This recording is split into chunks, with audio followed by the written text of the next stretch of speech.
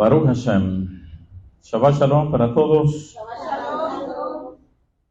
Bien, antes de nuestros rezos de la tarde, quiero que desarrollemos una clase más todavía a Vaera, la parashá de la semana. De esta solamente nos falta por cubrir las 7 plagas. En esta parashá número 14, lo dije en la primera sesión, tenemos 7 de las 10 plagas. 7 de las 10 plagas. En la siguiente parashá, la número 15, la parashá Bo, tenemos las 3 restantes para el total de las 10. Así que acá en Vaera tenemos la plaga del agua convertida en sangre, tenemos la plaga de las ranas, la plaga de los piojos, la plaga de la diversidad de bestias salvajes, la plaga de la muerte del ganado egipcio, la plaga de las úlceras, y tenemos también la plaga del granizo mezclado con fuego. Estas 10 plagas, nosotros las hablamos mucho de ellas siempre en la noche de Pesach, el día 15 de Nisan, cuando desarrollamos el Seder de Pesach. Ahí es donde ampliamos en cada una de ellas. Ahora, con respecto a las 10 plagas, hay mucha enseñanza en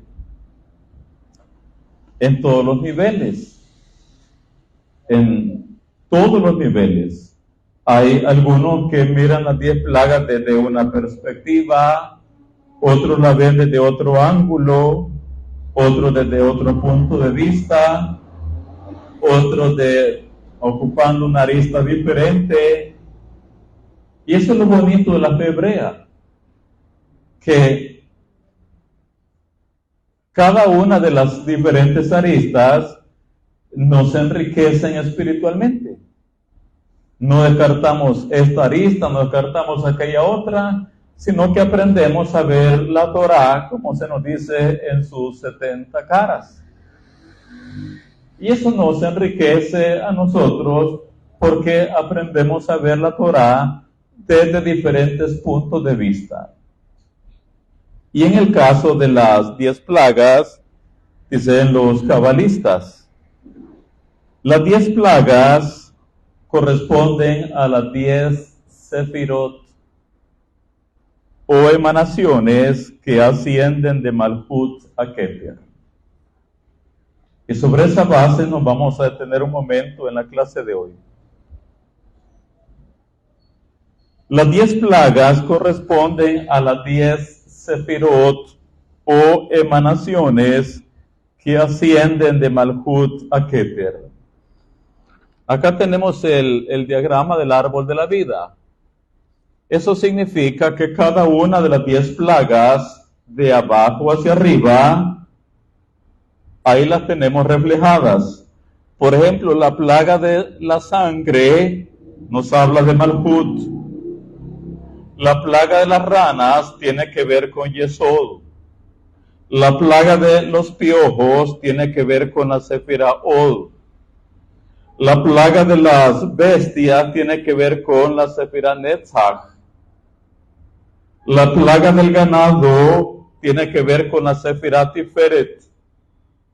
La plaga de las úlceras tiene que ver con Geburá. La plaga del granizo mezclado con fuego tiene que ver con la Sefirá Gesed. La plaga de las langostas tiene que ver con la Sefirá Binah. La plaga de la oscuridad tiene que ver con la Sefirá Jokmah. Y la 10ª, la muerte de los primogénitos, está relacionada con la Sefirá Keter. Otra cara, ¿verdad? Por eso es que los cabalistas dicen, y lo reitero, las 10 plagas corresponden a las 10 sefirot o emanaciones que ascienden de Malhut a Keter. De estas 7 plagas quiero que nos detengamos, y en este contexto que ya lo señalamos, quiero que nos detengamos solo con la primera. Tal vez entremos un poquito en la segunda. Si decimos que la plaga de la sangre convertida o el agua convertida en sangres tiene que ver con la Sefirá Malhut, con Malhut, la dimensión física en la que vivimos, pues hay que ver el argumento del por qué Malhut, este mundo físico, este mundo de la materia, esta dimensión física en la que vivimos, representa la plaga de la sangre. Recordemos que en esta dimensión física donde vivimos, y después de la fracturación del Yom Ejad, ¿qué es el Yom Ejad? ¿Sí? Después de la fracturación del Yom Ejad, el Yom Ejad, recordemos los 7 días de la creación. En hebreo no dice Yom Rishon, día primero. En hebreo dice Yom Ejad. En ese día uno, único o de unicidad, ya lo hemos señalado que ahí no existía nada negativo. En el Yom Ejad era una dimensión espiritual, era un mundo espiritual todo de armonía, de perfección, de dicha y de felicidad, donde no se tenían todos los achaques, dolores y toda la negatividad que tenemos ahora. Ese Yom Ejad se fracturó, y por eso es que vino el Yom Sheni, el día segundo de la creación.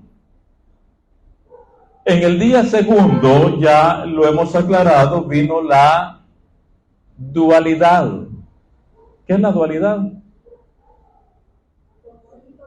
Sí, cuando vino el segundo día, vino el bien, el mal, lo bonito, lo feo, lo amargo, lo dulce, la salud, la enfermedad, la vida, la muerte, la dicha, la tristeza, la infelicidad. Eso vino en el segundo día. Entonces, en este mundo fracturado en el que vivimos,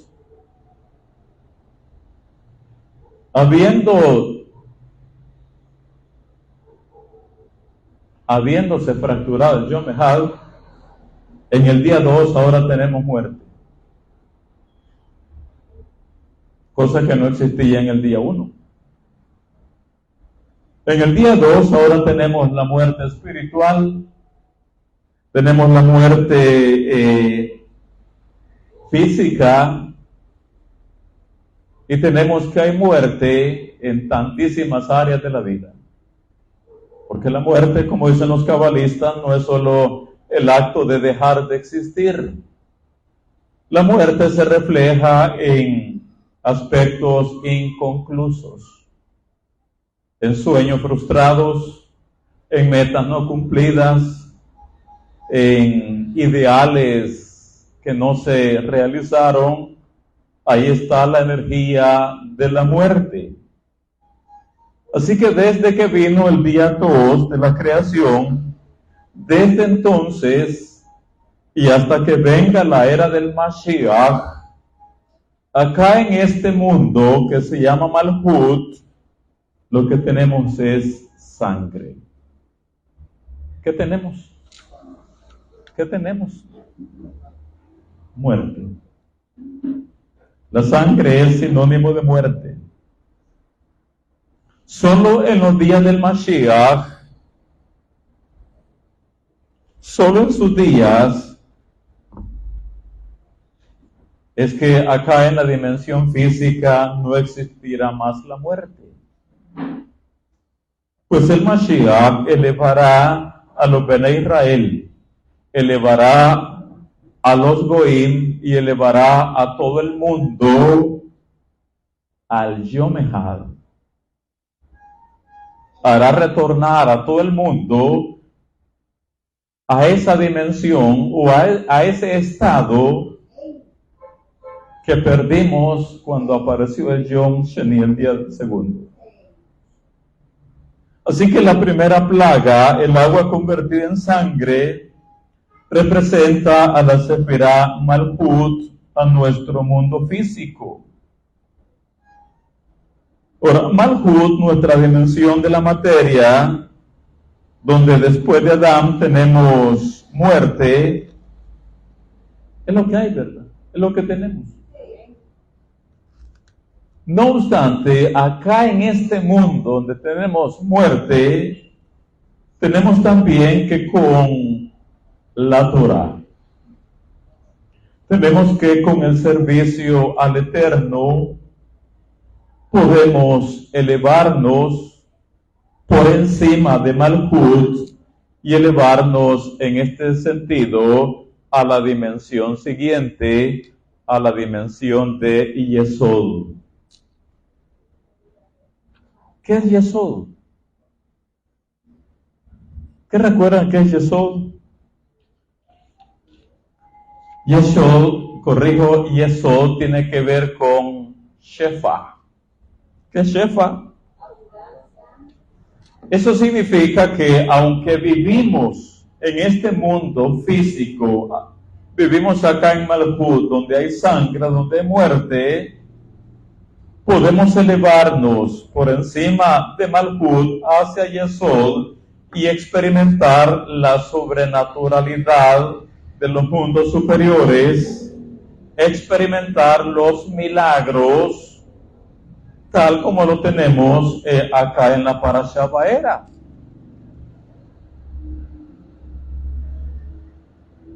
En Israel vivían los egipcios y también vivían los Bene Israel.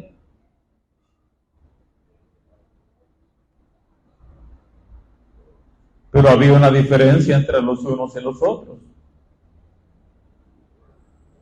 Por ejemplo, dicen los sabios que la plaga del agua convertida en sangre afectó solo a los egipcios, pero no a los Bene Israel, no a la descendencia de Abraham, de Isaac y de Jacob.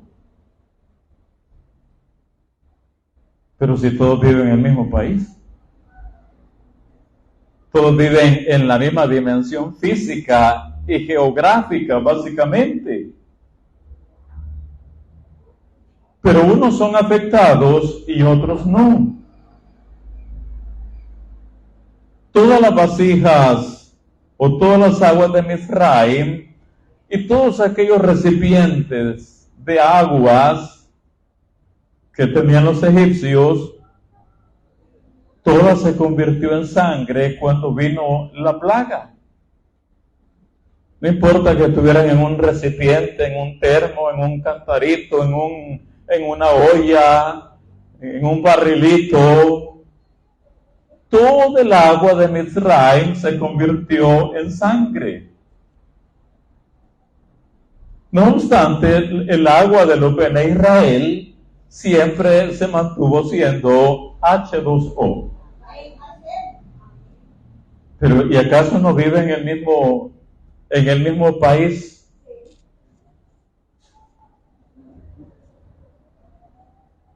Cuando los egipcios entendieron que los Bene Israel tenían H2O, ¿qué es lo que hicieron los egipcios? Eso fue secundario. Primero corrieron donde ellos. Corrieron. habían escuchado que los Bene Israel, sus ollas, sus cántaros, sus recipientes, sus barriles y todo, seguía manteniéndose su agua como H2O. Así que todos los egipcios corrieron hacia Goshen o Goshen, donde estaban los Bene Israel. Y digamos que había uno de los hijos de los Bene Israel tomando agua. Venía el egipcio y le arrebataba el recipiente al Yehudí y se lo empinaba. Pero en la boca de los egipcios, el H2O de los Bene Israel se convertía en sangre.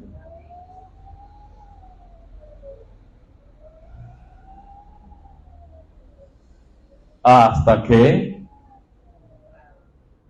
pagaban el precio por el agua, entonces en la boca de los egipcios se mantenía siendo H2O, agua. Así que la lección acá es que los Bene Israel, aunque vivimos en Malhut, vivimos acá en esta dimensión de la materia, con todo podemos ser espiritualmente elevados al nivel de Yesod. Y de esta manera, y reitero, aunque vivimos junto con los Goim en la misma dimensión física, en Malhut,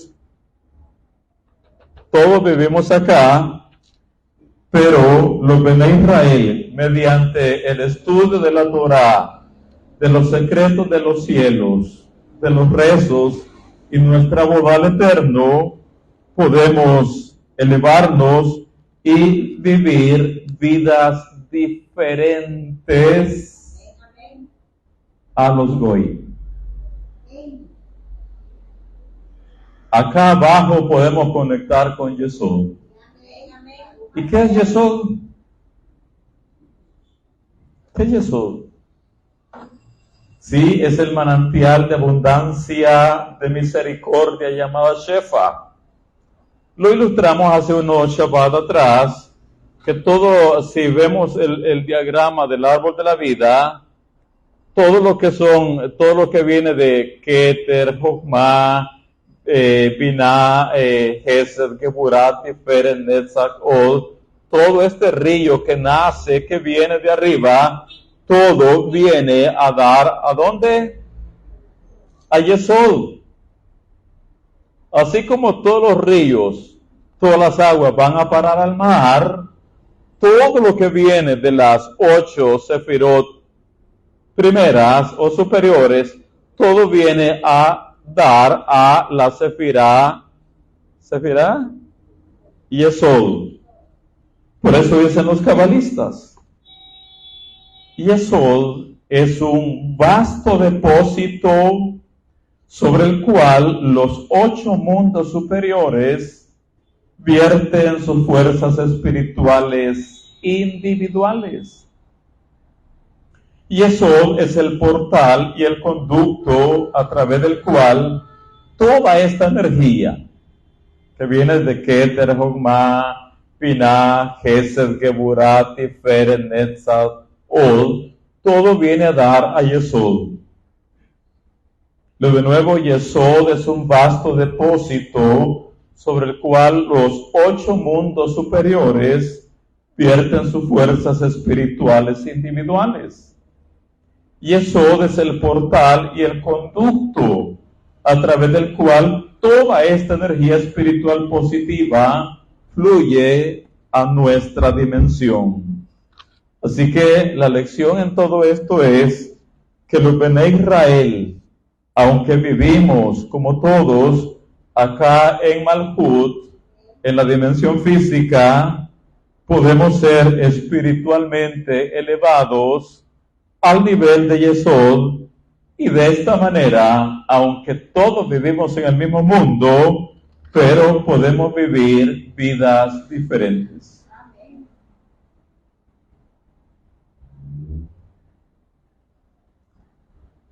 Quiero que abramos en la Parashá, capítulo 7, versículo del 17 al 21. Libro de Éxodo, Sefer Shemot, capítulo 7, versículo del 7 al 21, acerca de la plaga del agua convertida en sangre. Versículo 17. Así ha dicho el Eterno: en esto conocerás que yo soy el Eterno. He aquí yo golpearé con la vara que tengo en mi mano el agua que está en el río y se convertirá en sangre. Y los peces que hay en el río morirán. Y hervirá el río y los egipcios tendrán asco de beber el agua del río.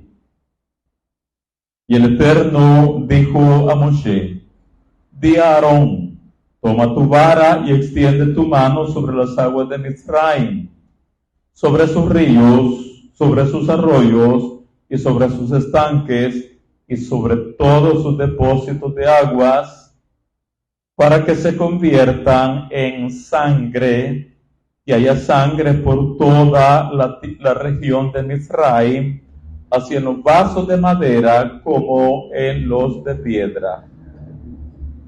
Y Moshe y Aarón hicieron como el Eterno lo mandó. Y alzando la vara, golpeó las aguas que había en el río, en presencia de Paró y de sus siervos. Y todas las aguas que había en el río se convirtieron en sangre. Asimismo, los peces que había en el río murieron. Y el río se corrompió tanto que los egipcios no podían beber de él. Y hubo sangre por toda la tierra de Mitzrayim. Nos dicen los sabios: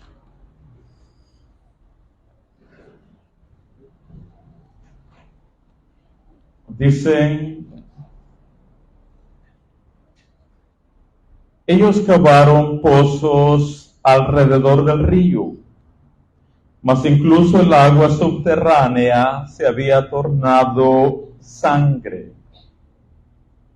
Egipto pareció estar saturado con sangre. Sangre chorreaba de los pilares del palacio de Faraón. Sangre goteaba de madera y piedras. Sangre fluía de sus ídolos. Las frutas ya no producían jugo de fruta, porque cuando los egipcios exprimían una fruta, sangre escurría afuera. Incluso la saliva que salía de sus bocas se volvía sangre. Existía solo una fuente de clara, pura agua potable, el agua de la tierra de Goshen o de Goshen. Los egipcios corrían a Goshen para obtener un poco de aquel precioso líquido, o sea, de los Bene Israel. Pero tan pronto como ellos intentaban tomar un sorbo de agua, ella se convertía en sangre. Aun si un egipcio compartía una jarra de agua con un judío, el judío bebía agua, mientras que el líquido que corría por la garganta del egipcio era sangre. Pronto, sin embargo, los egipcios descubrieron que si pagaban dinero por el agua, ella permanecía agua. Fueron a Goshen trayendo oro y plata, y así enriquecieron a los Bene Israel. En las profundidades de sus corazones, los egipcios sabían por qué el Eterno los había afligido con esta plaga. Ellos adoraban al Nilo. Hashem Elohé a Ibrim les estaba demostrando que el río no era de hecho divino. Por añadidura, la vista de la sangre recordó también a los egipcios la inocente sangre judía que habían derramado. Además, nos dicen los sabios: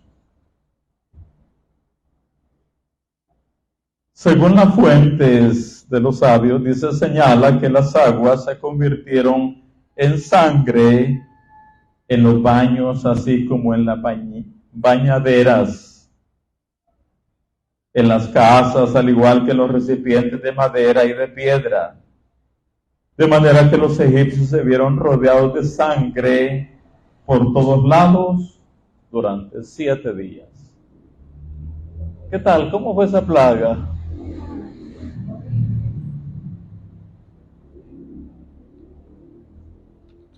Siete días rodeados de sangre.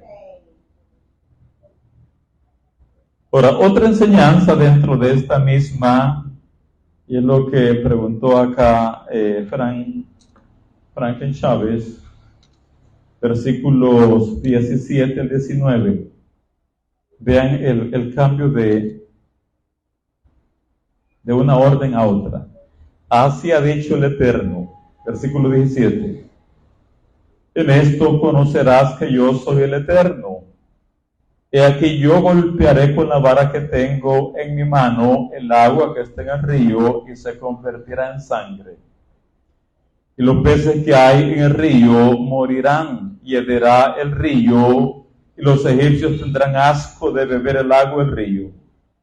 Y el Eterno dijo a Moshe, di a Aarón, toma tu vara, extiende tu mano sobre las aguas de Misraim, sobre sus ríos, sobre sus arroyos, sobre sus estanques y sobre todos sus depósitos de aguas, para que se conviertan en sangre, y haya sangre por toda la región de Misraim, así en los vasos de madera como en los de piedra.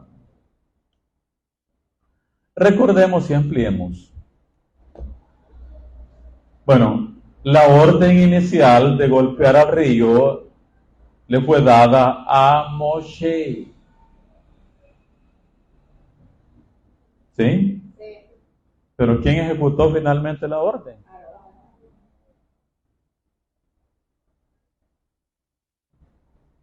Es que Moshe regateó con el Creador.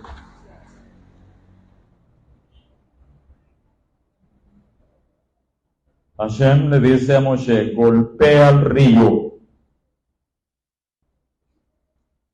Y Moshe se puso a regatear con el Creador. Oh, le dijo, no puedo hacer eso. Dicen los sabios. Hashem por consiguiente ordenó a Moshe. ¿A quién? Extiende tu mano y golpea al río. Moshe objetó. ¿Es correcto que yo golpee al Nilo? Alguien que bebió de un pozo no debería después arrojar piedras dentro de él. Al ser puesto en el río Nilo, cuando fui bebé, le dice Moshe al Eterno, las aguas del río no hundieron la canasta, sino en lugar de ello me protegieron. Y ahora regateando le dice, ¿debería yo ahora golpear a esa misma agua? No, Eterno. Tanto bien que me hizo las aguas del Nilo para que yo ahora venga a pagarles mal. Hashem desafió a Moshe intencionalmente, esperando que él respondiera como lo hizo, probando. De la respuesta de Moshe, nosotros somos requeridos a aprender el alcance de nuestra obligación en demostrar gratitud. Debiéramos razonar que si nosotros debemos ser agradecidos a cualquiera quien nos hizo una bondad, cuán más grande debe ser nuestra gratitud a Hashem mismo, quien es la causa de todos los beneficios que una persona recibe y quien siempre se propone hacernos bondad a nosotros. La lección acá es acerca de la gratitud. La gratitud. Decían acá el Shabbat anterior que un favor nunca se paga. Nunca se paga.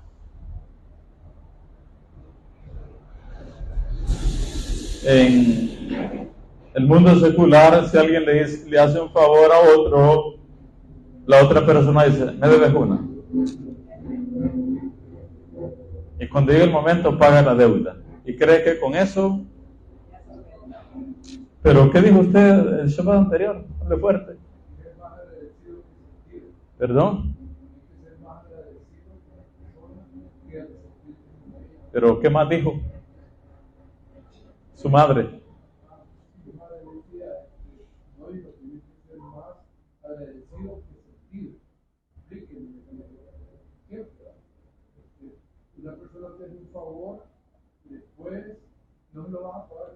Oiga, que un favor no se paga nunca.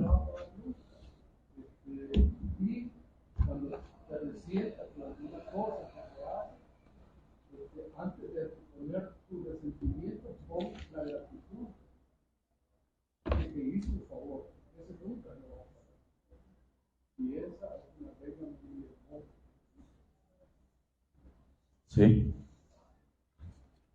Oiga lo que dicen los sabios. En realidad fue Aarón quien activó la plaga de sangre al golpear su vara contra las aguas del Nilo. No fue Moshe, ¿verdad? Sino que fue Aarón. Rab Tanhum dijo que Moshe no activó la plaga porque esas aguas eran las mismas en las cuales había flotado hasta su salvación siendo un bebé. Por lo tanto, Moshe no podía actuar como canal para esta plaga. Y aquí viene el shiur, la lección. Este acto de restricción nos recuerda que debemos sentir siempre apreciación por todas las cosas y las personas, incluso por la fuerza de la naturaleza que nos han ayudado en el pasado. ¿Qué debemos demostrar? A menudo recibimos ayuda en nuestros tiempos de necesidad, pero más tarde nos olvidamos de lo bueno que se hizo por nosotros. ¿Qué problema, verdad? Las deudas nunca se pagan, los favores nunca se pagan. Así que hay que aprender a ser agradecidos con todos los que nos han hecho bien. Aunque después nos paguen con mal, ¿sí? Hay que ser agradecidos siempre. La gratitud con el favor que nos hicieron en el pasado debe permanecer por siempre. Y no decir, como usualmente se dice en el mundo secular, bueno, ya te devolví el favor, ya no tengo ninguna deuda contigo. De esto también aprendemos, y los sabios recalcan mucho esto, que si tú bebiste de las aguas de la enseñanza de la Torah de tu maestro en otro tiempo, y por A o B razones tuviste que moverte del lugar, siempre sé agradecido con tu ex mentor.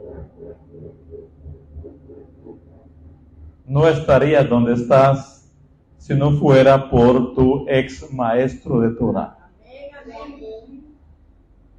Y la gratitud siempre debe de mantenerse.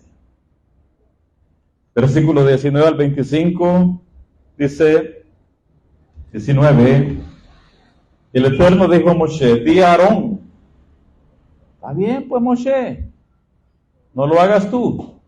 Y el Eterno dijo a Moshe, di a Aarón, toma tu vara y extiendes tu mano sobre las aguas de Mizraim, sobre sus ríos, sobre sus arroyos y sobre sus estanques, y sobre todos sus depósitos de aguas, para que se conviertan en sangre, y haya sangre por toda la región de Mizraim, así en los vasos de madera como en los de piedra. Y Moshe y Aarón hicieron como el Eterno lo mandó. Y alzando la vara golpeó las aguas que había en el río, en presencia de Paró y de sus siervos. Y todas las aguas que había en el río se convirtieron en sangre. Asimismo, los peces que había en el río murieron, y el río se corrompió tanto que los egipcios no podían beber de él, y hubo sangre por toda la tierra de Mizraim. Y los hechiceros de Mizraim hicieron lo mismo con sus encantamientos. Y el corazón de Paró se endureció, y no los escuchó como el Eterno lo había dicho. Y Paró se volvió y fue a su casa, y no dio atención tampoco a esto. Y en todo Egipto hicieron pozos alrededor del río para beber, porque no podían beber de las aguas del río. Y se cumplieron 7 días después que el Eterno hirió, ¿qué cosa? El río.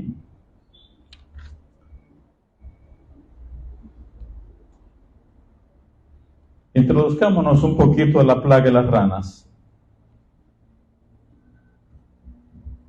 ¿Qué Sefirá representa la plaga de las ranas? De abajo hacia arriba, dijimos. Sí, representa la Sefirá Yesod. Suena raro, ¿verdad? Ya veremos. Veamos de corrido, para tomar contexto. Capítulo 8, libro de Éxodo, Shemot, del 1 al 15. Leemos de corrido. Entonces el Eterno dijo a Moshe: entra a la presencia de Paró y dile: el Eterno ha dicho así, deja ir a mi pueblo para que me sirva. Y si no lo quisieres dejar ir, he aquí yo castigaré con ranas todos tus territorios.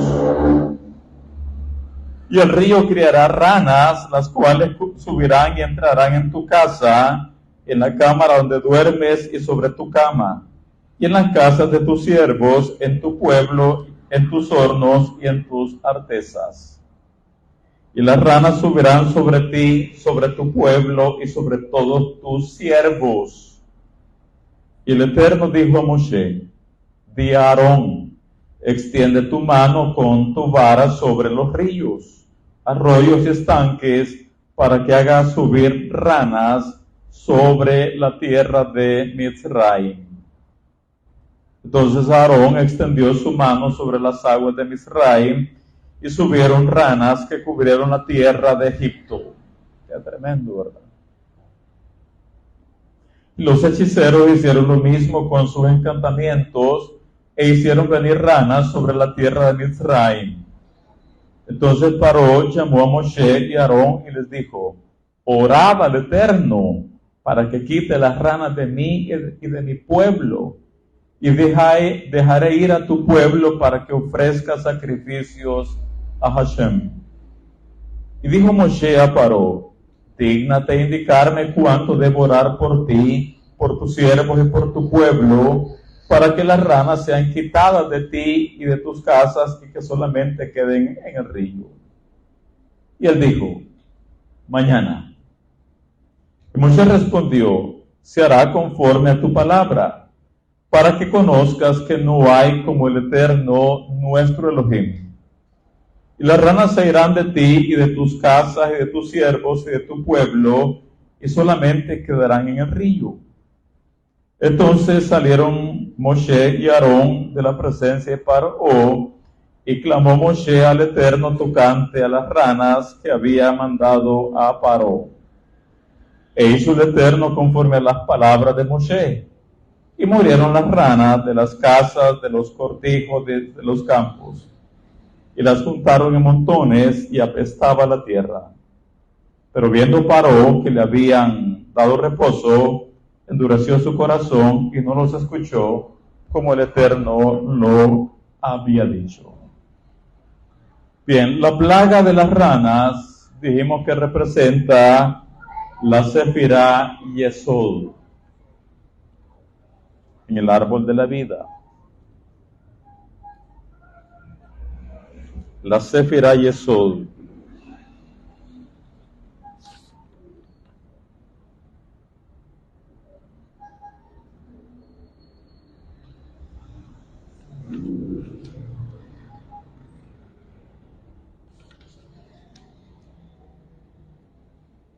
La segunda plaga, dicen los sabios, la plaga de las ranas es el nivel de Yesod. Después de que Aarón hubiera extendido su mano, grandes multitudes de ranas aparecieron por todas partes. Esta plaga fue tan extrema que si por accidente se cocinaba alguna rana en la comida de los egipcios, estas recuperaban la vida mientras los egipcios consumían su comida. ¿Qué le parece?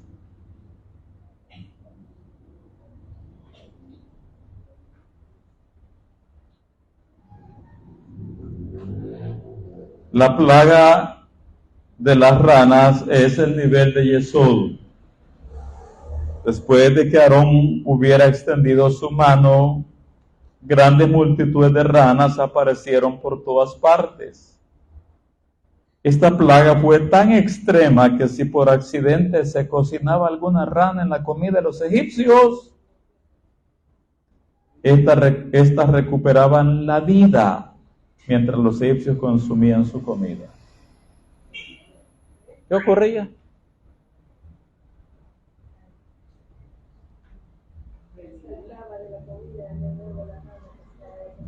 ¿Sí?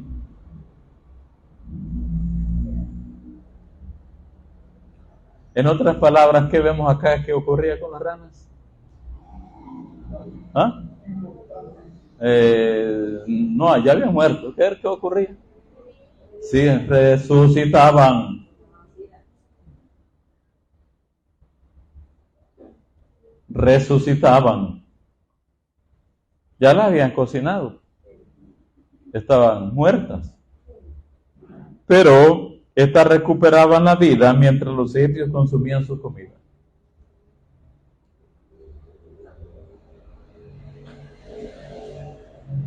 Igual que las ranas fueron resucitadas porque estaban dispuestas a ser sacrificadas en los hornos por la luz. ¿Recuerdan que saltaban en los hornos? Igual que las ranas fueron resucitadas porque estaban dispuestas a ser sacrificadas en los hornos por la luz, nosotros también seremos restaurados de la muerte en todas sus manifestaciones,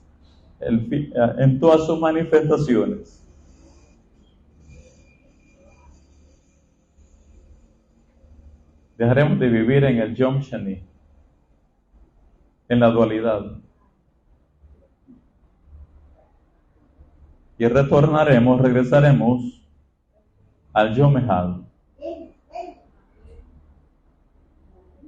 Nosotros también seremos restaurados de la muerte en todas sus manifestaciones. Dice, el final de la vida, o el final del sustento, el final de las relaciones, el final de la salud. Si estamos dispuestos a hacer lo que sea necesario para conectarnos con la luz.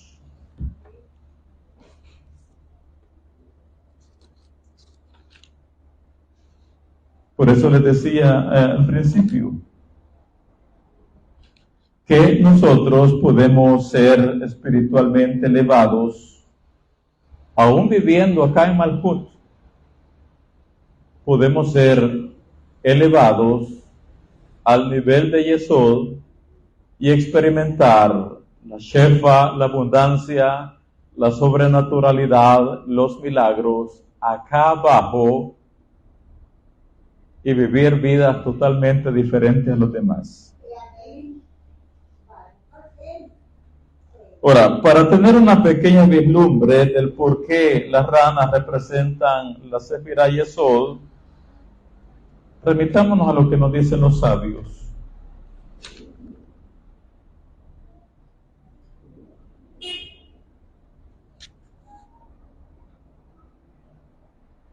Dicen los sabios, toda vez que una mujer egipcia calentaba su horno, aquellos hornos no eran como los que ahora usted tiene, ¿verdad?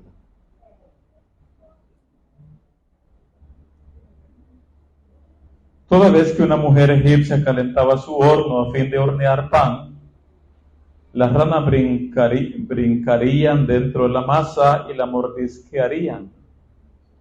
La mujer, por consiguiente, la ponía apresuradamente dentro del horno.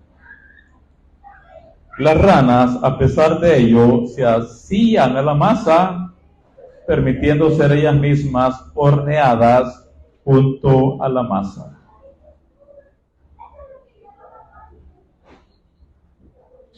¿Y qué ocurría con las ranas? Sí, volvían a la vida. Volvían a la vida.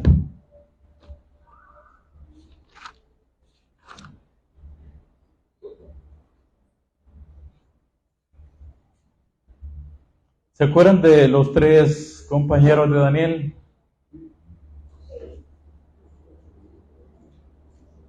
Ellos estuvieron dispuestos a ser echados en el horno de fuego que Nabucodonosor había preparado. ¿Y de dónde? ¿De quiénes aprendieron lección estos 3 judíos? De las ranas. De las ranas. Los 3 varones hebreos sabían que las ranas voluntariamente brincaban en los hornos con tal de hacer Kiddush Hashem, de santificar el nombre del Eterno.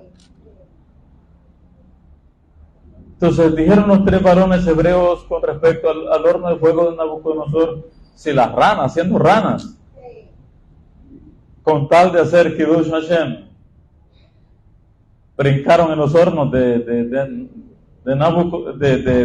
los hornos de las mujeres egipcias, ¿cuál es el problema que nosotros seamos lanzados también al horno de fuego de Nabucodonosor? Y de acá que los sabios dicen: los 3 compañeros de Daniel, Hananías, Mijael y Azariah, decidieron hacerse lanzar a la hoguera ardiente antes que prosternarse ante la estatua del rey Nabucodonosor. Y aprendieron del comportamiento de las ranas.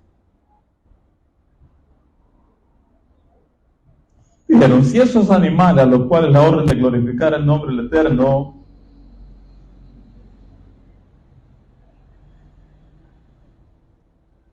¿por qué no lo vamos a hacer nosotros?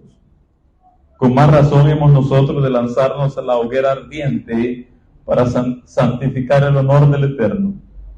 En cuanto a las ranas que llenaron los hornos, fueron milagrosamente recompensadas por su gesto heroico, porque no murieron.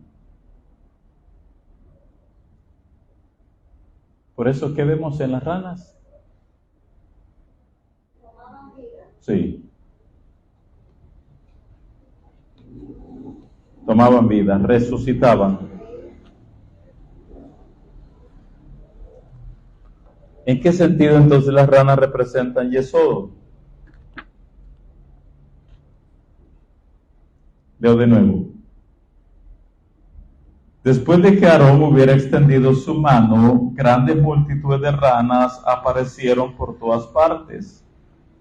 Esta plaga fue tan extrema que si por accidente se cocinaba alguna rana en la comida de los egipcios, estas recuperaban la vida mientras los egipcios consumían su comida.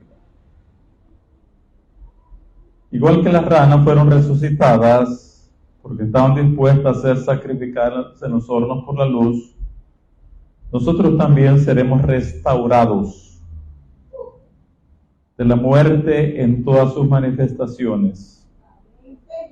Del día 2 volveremos ¿a dónde dijimos? Al Yom Echad. Ahora, dentro de esta misma enseñanza, una más. Y con esta cerramos. Para quedarnos presencialmente desarrollando más la parashá. Esta última enseñanza con la que vamos a cerrar es, y va precisamente con los de mente inmoral, mente perversa, con personas que son dadas a la pornografía.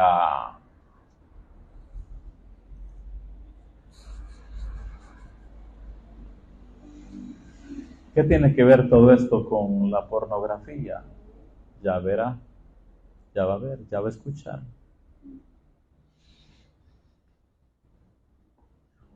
Las ranas, cuando fueron liberadas en Misraim,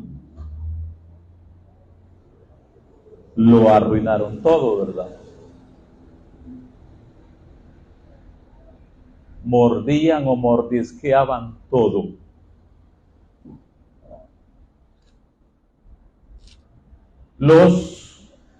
Estos animalitos acabaron con la pornografía de los faraones.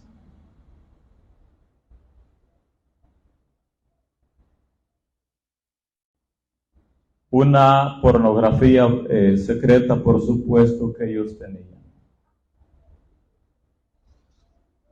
Si vemos el 8:3, dice, y el río criará ranas, las cuales subirán y entrarán en tu casa, en la cámara donde duermes y sobre tu cama. Ahí estaba la pornografía.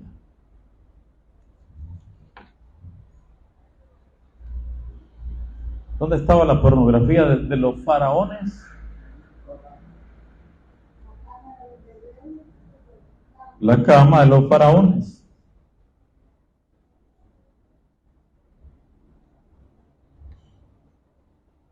Para entender esto, definitivamente hay que echar mano a las herramientas del Zohar.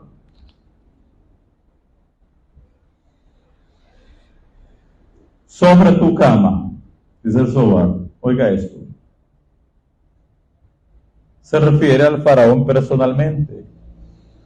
El Zohar explica, cuando uno de sus antepasados hizo raptar a Sara, la esposa de Abraham, para llevarla a su palacio, ¿recuerdan de ese episodio? ¿Cómo era Sara, nuestra matriarca? Bellísima.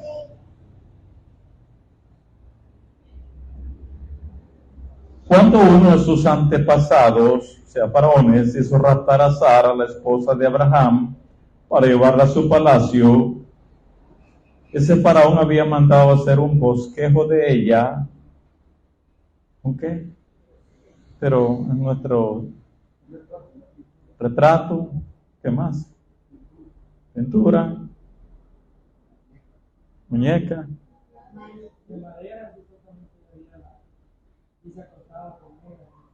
¿Ah?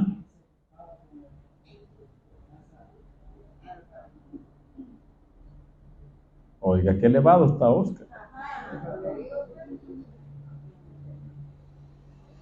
Gran cabalista que se está volviendo ya también. ¿Qué es lo que sabe usted? No, que no estoy hablando, pero que él también mandó a hacer algo como una muñeca de madera. Y ahí se acostaba con ella y ponía a hacer cosas ahí, haciendo ver que estaba acostado con ella. Juegos eróticos.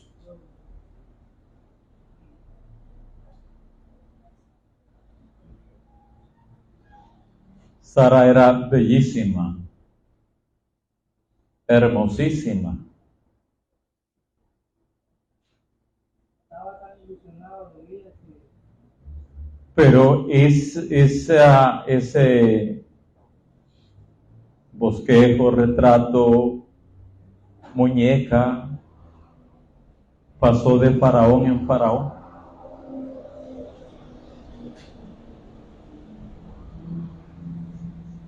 De faraón en faraón. Sí. Yo de nuevo. Sobre tu cama se refiere al paró personalmente. Eso ahora explica, cuando uno de sus antepasados hizo raptar a Sara, la esposa de Abraham, para llevarla a su palacio, él había mandado hacer un bosquejo, ya dijimos, de ella y lo había colocado al pie de su cama. Después hizo ejecutar un grabado sobre una plancha de madera que le servía a él y a sus sucesores como objeto de sensualidad, concupiscencia, carnalidad, pasión, erotismo, lujuria o lascivia.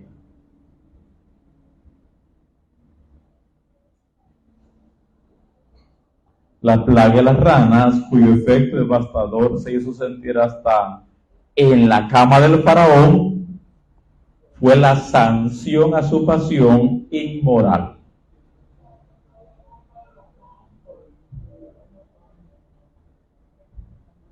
Las mentes de hoy siguen tan pornográficas como las de antaño.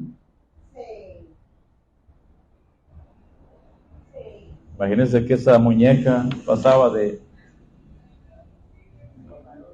faraón en faraón. Perversos, ¿verdad? Pornográficos, inmorales, lascivos, lujuriosos. ¿Perdón? Sí.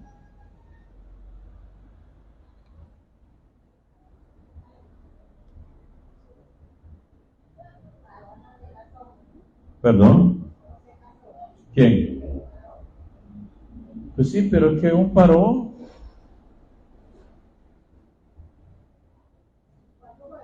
¿Ah? Muchísimos. Es como que me diga que cuántos presidentes en una república. Detrás de uno va otro y otro y otro, termina su ciclo. En el caso de los reyes, monarquías, moría, venía otro y otro y otro y otro y otro.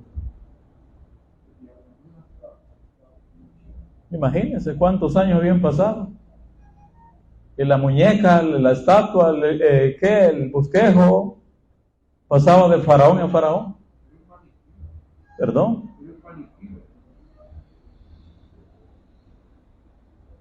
Por eso dice, y lo había colocado al pie de su cama. Después hizo ejecutar un grabado sobre su cama.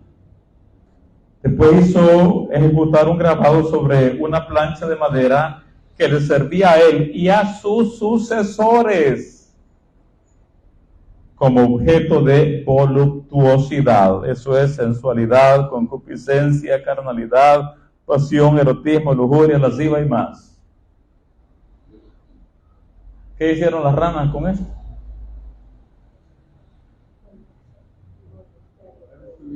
Sí.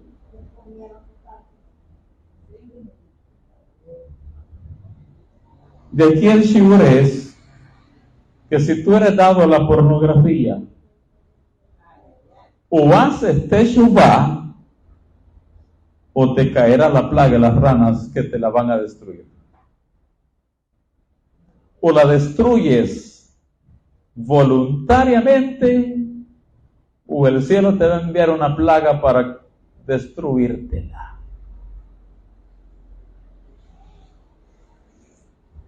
¿Qué les parece? O haces teshuvá, o te deshaces voluntariamente de la pornografía, o espera la plaga de las ranas. Por supuesto, no estoy hablando en términos literales. El que tenga oídos para oír. Y acá nos quedamos con la parashá Vaera, la número 14. Vamos a quedar presencialmente desarrollando más, ampliando más y viendo otras áreas que no podemos cubrir virtualmente. Así que para todos nuestros talmidim virtuales, Shabbat Shalom. Y para todos nuestros talmidim presenciales, igual, Shabbat Shalom.